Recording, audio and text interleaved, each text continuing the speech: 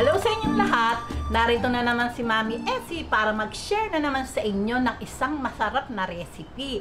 Ngayon po ay gagawa tayo o magluluto ng kare-kare ng Marinduque. Pero bago tayo mag-umpisa, kung kayo ay nasa Facebook, don't forget to follow, like, and share. At kung nasa YouTube naman po, wag lang kalimutang mag-subscribe at pindutin ang bell button para lagi kayong updated sa ating mga bagong video.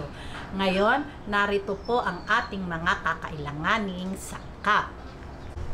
Heto po yung ating gagawing pang kare-kare ng Marinduque. Ito po, pag po gagawa kayo, bibili po kayo sa palengke, yun pong isang bitbit ng laman loob. Ito din po yung ginagamit na pang bopis. Ito po, sama-sama na po iyon, yung tangkay, lapay, puso, at saka yung baga. Pinakuluan ko lang po ito, hinugasan ko po ng malinis, tapos pinakuluan ko hanggang sa lumambot. Ayan po, yung ay pagkalambot po, syempre po, ang ginawa ko po, tinadtad ko na lang po para mas mabilis. Sama-sama lang po yan lahat. Tinadtad ko lang po yan para mabilis yung proseso ng paghihiwa. Kailangan po natin ng dugo ng baboy, bawang, 10 butil na bawang, 2 sibuyas, luya. Siyempre po ang kare-kare, kailangan po talaga ay maanghang. Kaya po naghiwa ako ng 4 na pirasong siling mahaba at 5 pirasong siling labuyo. 1 tablespoon cracked na paminta, half cup na vinegar, 1/4 cup na soy sauce, 2 tablespoon patis at ang pork cubes. Okay, ito pong lulutuin natin na to, para lang po siyang bopis. Bopis po talaga yung ingredient niya. Ang pagkakaiba lang po, ito po ay may dugo ng baboy. Okay, umpisahan na po natin at ipakikita ko sa inyo kung paano magluto ng kare-kare ng Marinduque.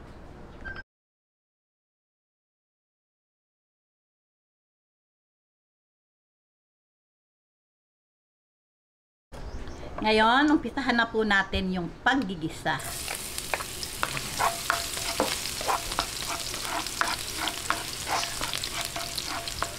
Hintayin lang po natin mag-light brown bago natin isunod yung ating luya.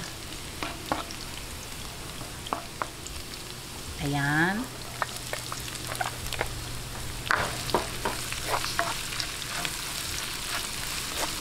Sibuyas.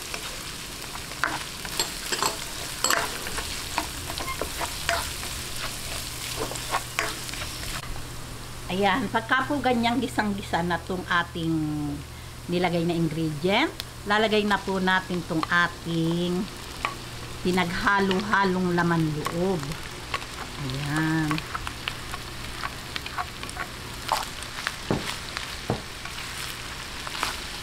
Ito po ay gigisahin natin, gisang-gisa, hanggang sa lumabas yung sarili niyang mantika. Yung po bang sarili niyang katas.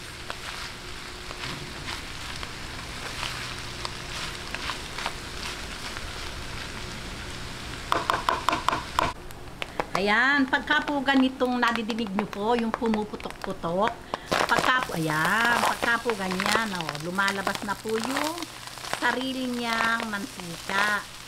Hindi po tayo gagamit dito ng tubig kasi sa sariling katas lang po nung mga meat o laman loob yung doon lang po siya maluluto. Ngayon po lalagay po natin yung mga paminta. Ayan, lagay natin ng pork cubes, yung patis, paminta, 1 tablespoon. Yung pong gagamitin natin, yung crack na paminta. Itong soy sauce.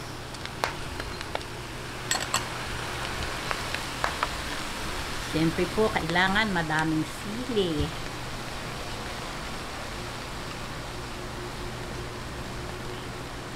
Ayan.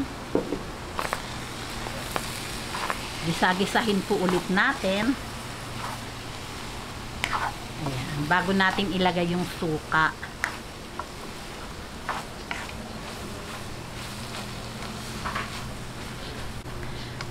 Ayan, gigisa-gisahin po muna natin to sa inilagay kong mga ingredients. Siguro po mga 2 to 3 minutes.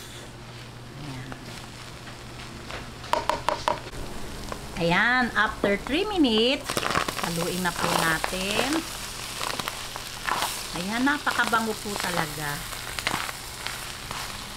Lalagay na po natin tong suka. Ayan, half cup na suka.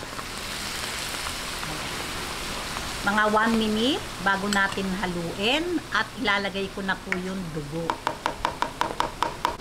Ngayon, after 1 minute, ayan, atin na pong haluin. Lalagay ko na po yung dugo.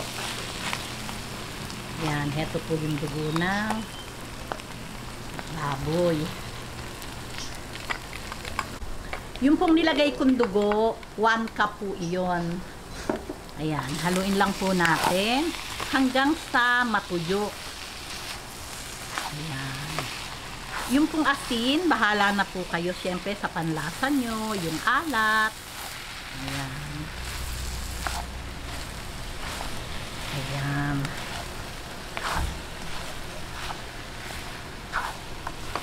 O di po ba?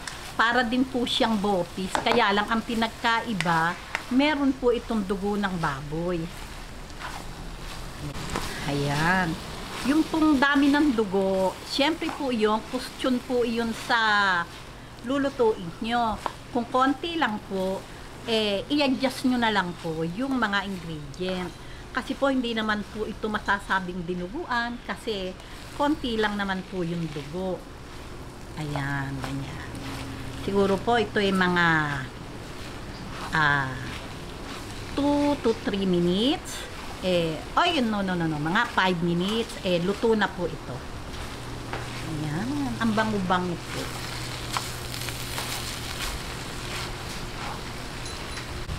Ayan, after 5 minutes, okay na po ito. Papatayin ko na po yung apoy. Ayan. Yung pong alat, nasa panlasa nyo. Okay. Ngayon, sandukin na po natin tong ating kari-kari ng Marinduque at ready na po ito para sa ating pananghalian.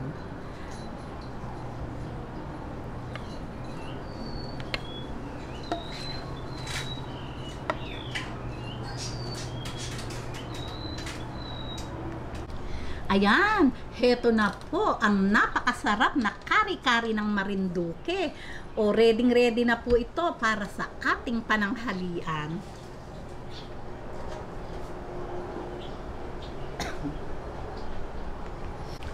O paano po? Hindi ko na po ito matikman kasi po bawal po sa akin ang mga laman loob. Wala po ako ngayon taga-tikim. O kung nagustuhan nyo ang video na to, wag lang kalimutang mag-likes and don't forget to share and subscribe. Gawin nyo na po at talaga namang mukhang yummy. Babus!